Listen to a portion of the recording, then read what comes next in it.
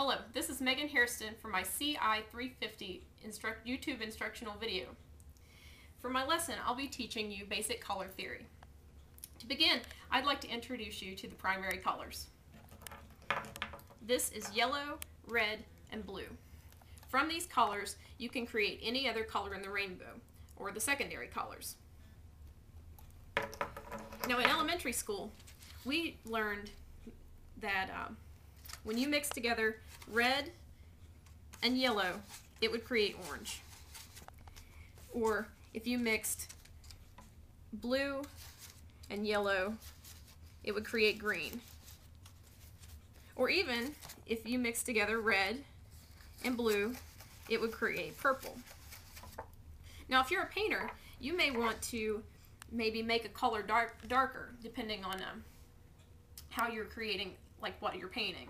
Like if you're painting a red apple, you may want to make the sides a little darker to produce shadows. That is where the color wheel comes in. This is the color wheel. You start by taking the letter. These letters represent each of the colors. As you can see, red would be R, purple would be P, etc. And you place the primary colors at these points. In between these points, you would take the secondary color that's created when you mix these two colors together and put the letter representing it in between. For example, red and yellow together would create orange, which would be the orange here, and that's how you go about through the whole thing. Now, if you draw a line between the letter straight across from it, you'll come to the letter that the color that darkens that color. For example, red would make green darker, and green would make red darker, depending on the amount of red or green you added.